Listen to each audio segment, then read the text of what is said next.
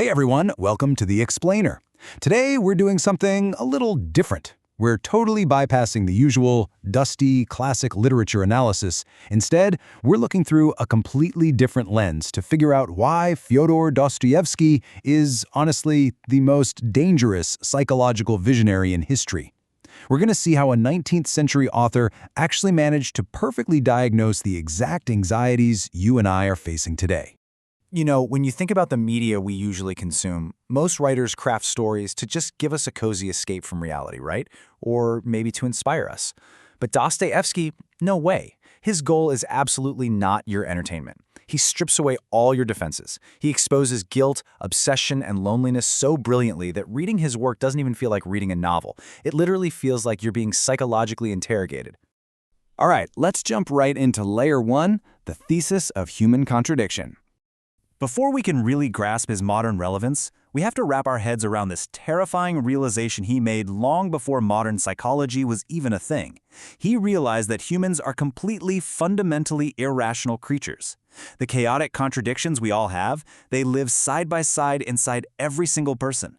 We love to think we're purely driven by love, faith, and compassion, but Dostoevsky forces us to admit that cruelty, doubt, and violence take up the exact same real estate in our minds. He went so deep into those darker elements, trauma, addiction, moral collapse. He saw all that primitive chaos we try so desperately to hide under the nice, neat guise of polite society. I mean, long before therapists had clinical terms for these states of mind, Dostoevsky was out there meticulously mapping out the human shadow. Moving right along to Layer 2, the prison of conscience. We see this idea tested so rigorously in his absolute masterpiece, Crime and Punishment. He introduces us to Raskolnikov, a guy who mistakenly thinks his superior intelligence gives him the moral right to destroy another person's life. He thinks he can just step outside the bounds of human decency and feel nothing at all.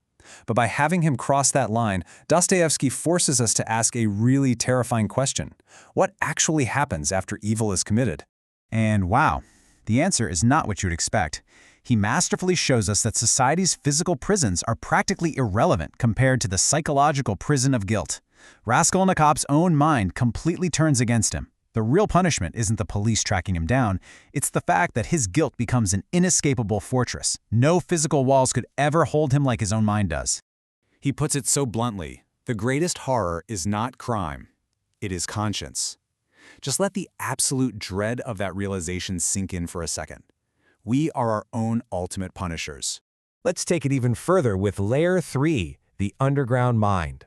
Plunging even deeper into the psyche, we hit Notes from Underground. This text is so psychologically raw, it exposes the darkest, most isolated corners of the human experience.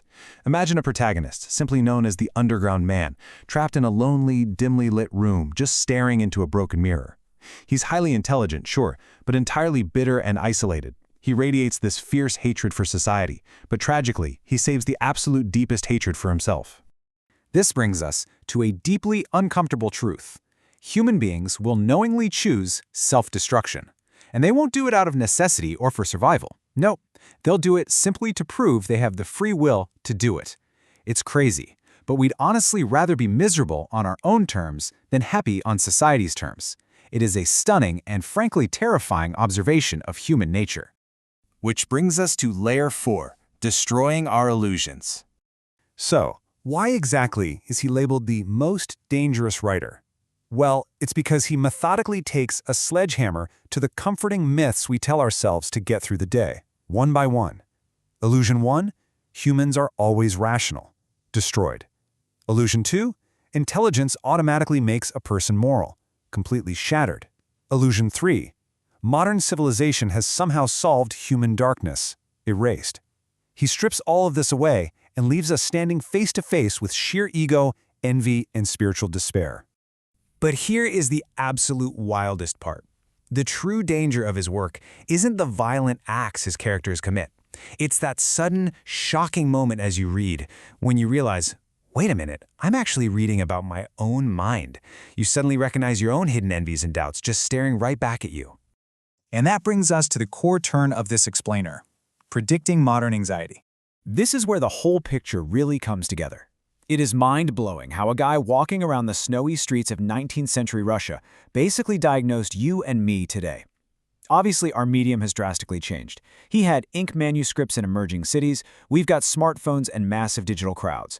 But the psychological symptoms of our isolation, the nihilism, the extreme anxiety, that feeling of being totally alone in a crowded room, they are completely 100% identical.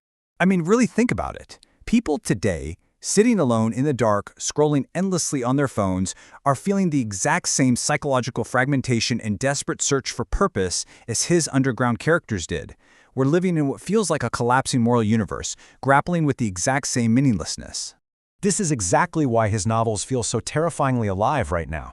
They prove a really harsh reality. Sure, humanity has evolved technologically at an incredible pace, but spiritually, we remain utterly paralyzed. The human hardware is exactly the same, and it's prone to the exact same bugs and glitches.